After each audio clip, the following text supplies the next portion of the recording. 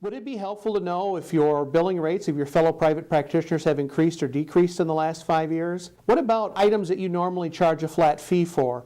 Powers of attorney, wills, those types of things. Hello, I'm Norino Petro, Practice Management Advisor for the State Bar of Wisconsin Law Office Management Assistance Program.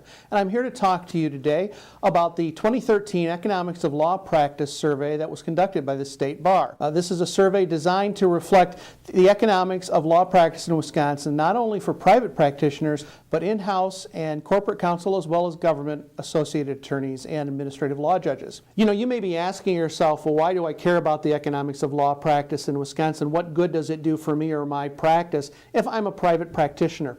Well, oftentimes when you go into court or you're in competition with your fellow practitioners in the area, you're trying to determine what is a reasonable fee or what is reasonable and customary in the community that you're practicing in. And that's where the Economics of Law Practice Survey can help.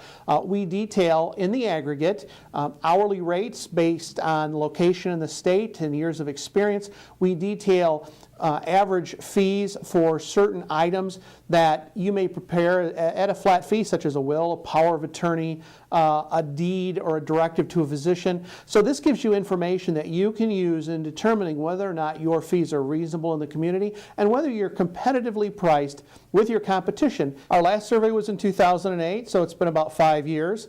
And I'm sure that, like many, you're wondering what the information is reflecting. 9 in 10 lawyers in private practice here in Wisconsin are reporting that they're employed in the full-time practice of law. That number is very similar to 2008, but it does show that of those surveys, and we'd had a significant survey base, 9 in 10 are employed in the full-time practice of law.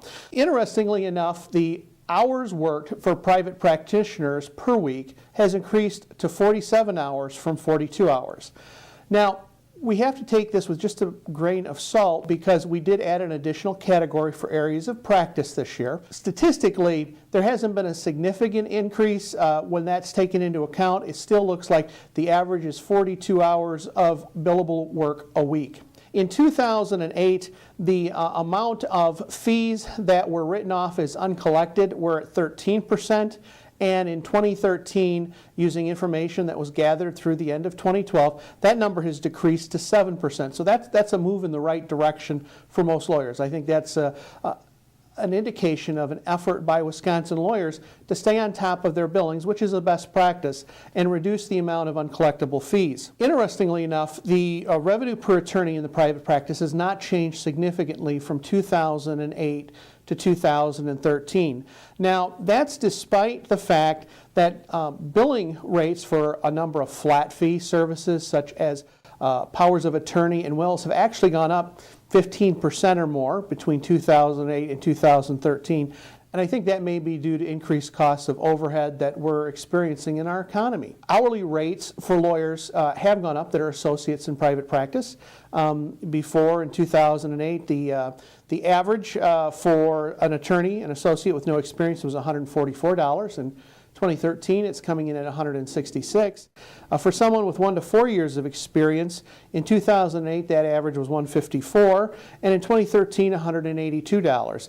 And it applies pretty similarly to lawyers for 5 to 9 years or 10 or more years of experience. The billing rate for average for private practitioners from 2008 to 2013 has increased from a minimum rate of $132 an hour to $198 per hour, with a maximum billing rate that has increased from $211 to $253 an hour. Now, these are the highs and the lows. Of course, there's all kinds of numbers in between, and it depends on where in the state you're practicing and the type of practice that you have. The number of private practice attorneys who have used contingent fee or result-based fees has decreased, which is unusual. We're seeing a big push for alternative fee agreements, but the contingency fee seems to be falling out of favor.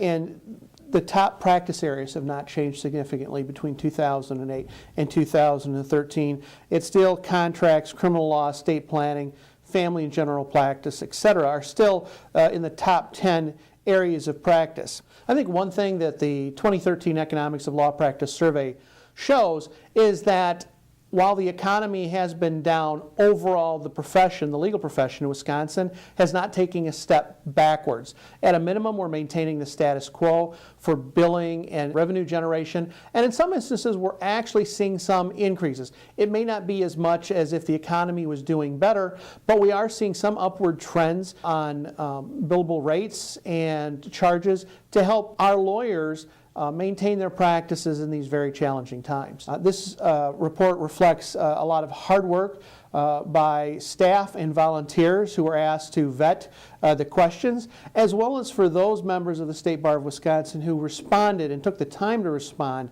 to this rather detailed report. I think you'll find it interesting. There'll be more coming out in the Wisconsin Lawyer. Hope you read it.